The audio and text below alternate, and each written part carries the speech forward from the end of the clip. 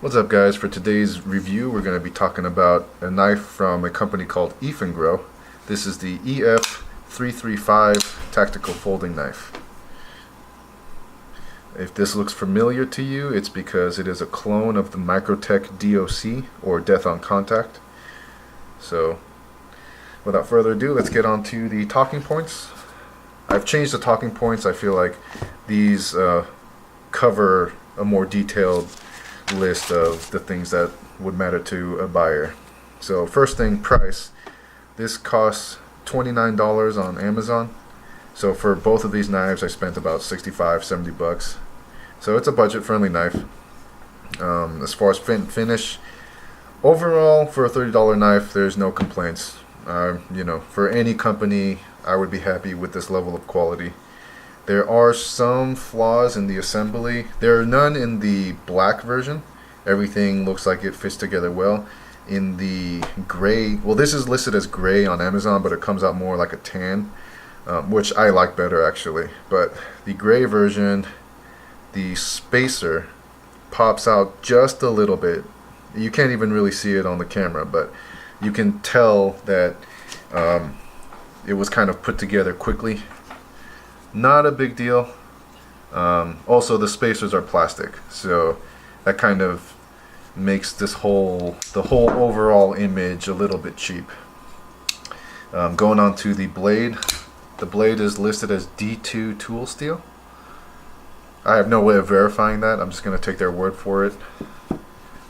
And it doesn't come razor sharp, so you're going to have to take it to take it to a sharpening stone. But other than that, it's a solid blade. It's a big, beefy piece of D2 tool steel. The handle is G10, and there are steel liners inside, but they are not full liners. So the liners only come up to about here. Yeah, so just keep that in mind. The G10 is the whole handle, and then the liners inside only come up to about 50% inside. And lockup is actually really good. You've got a standard liner lock, which it's probably about 50% lockup, so just what I would expect from any liner lock knife. And there's absolutely no blade play, absolutely none, which is saying a lot for a $30 knife, because I mean, you can go to SOG and spend $100 on a knife and still have a shit ton of blade play. So, good on Eafengrow for making a solid locking knife. Alright, next talking point. Does it carry well? It's definitely not a light knife. So if that's one of your concerns, then move on and look at a different knife. This is a substantial, hefty blade, but ergonomics are fantastic. It fits in your palm or in your hand, excellent. There's a forward finger choil for more fine-tuned cuts. So as far as comfort and ergonomics, excellent. Not so much with the weight, but for me that's not a priority of mine. I don't really care, unless I was going backpacking or whatever. But as far as just everyday carry for normal real life day-to-day situations, it's fine. And is it worth the price? Yeah, for 30 bucks, I'm not complaining. I don't think anybody would complain at this level of quality. It's one of those things where if you don't like it, just give it to your friend, give it to your kid. But I mean, for most people, $30 is not something that will break the bank. Should you buy it? I'm kind of at a crossroads with this. So for me, where I am at in my life, I'm no longer really buying knives for need. I am buying knives because I like it. I enjoy it. I enjoy collecting them. I have more than enough knives, so this one is something that I kind of regret buying because it is a cheap knife. You can definitely tell just by the plastic spacer, the overall quality of it. The fact that the liners are only kind of partially part of the whole blade. Now don't get me wrong, it's definitely a solid, good quality knife, but it's just not at the level that I that I am at anymore, right? So maybe 10 years ago, or even 15 years ago, this would have been perfect, because it's cheap and it does whatever you need it to do. So if that's where you're at, then hell yeah, I say go for it, go buy it. If you're more of a collector now, if you're really just, you know, like you're buying knives kind of like how a wine collector buys wine, then I'd say pass, give it a pass, because you're not gonna get the Microtech quality.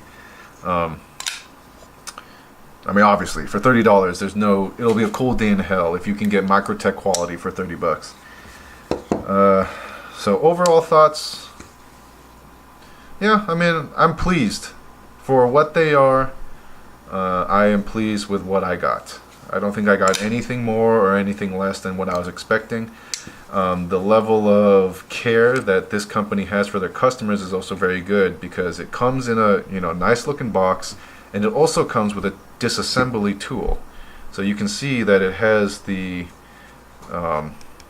proprietary screws holding everything together. And I don't know if these screws are exactly the same as they are on the Microtech D.O.C. If they are, then this knife is definitely worth it, because the tool, the disassembly tool for the D.O.C. is quite expensive. So you might as well just buy this for 30 bucks, get the free tool, and, you know, have a knife with it. So I just think it's cool that, you know, for 30 bucks you've got this company that's giving you the disassembly tool, whereas for Microtech you'll spend, I think the cheapest D.O.C. you can get on Blade HQ right now is $2,000. You know, you're spending $2,000 on a knife, and they pretty much just tell you to fuck off and, you know, spend more money on a disassembly tool. So I think that's really cool. As far as, you know, the ethics and morality on buying clones, you know, I mean, that's on you. What, for me, I don't care. This was a legal transaction. It's not like Eafengrow is ransacking the Microtech factory and stealing all their materials and making an equally good quality D.O.C, right? Like, they're not. These are cheap materials. And the people that are interested in D.O.Cs aren't going to spend the money to buy this, right? They're going to buy a D.O.C. So Microtech isn't losing any money. This is really more for somebody who is on a budget, but they still want to enjoy the same type of design, you know. So that's my personal opinion. You know, if you don't like it, then don't get it, but whatever. It's all within the legal. It's still a legal transaction on Amazon, so whatever. Anyways, that's really my thoughts on this knife. I hope it helps you with your next purchase. And thank you for watching, and tune in for the next episode. Alright, bye.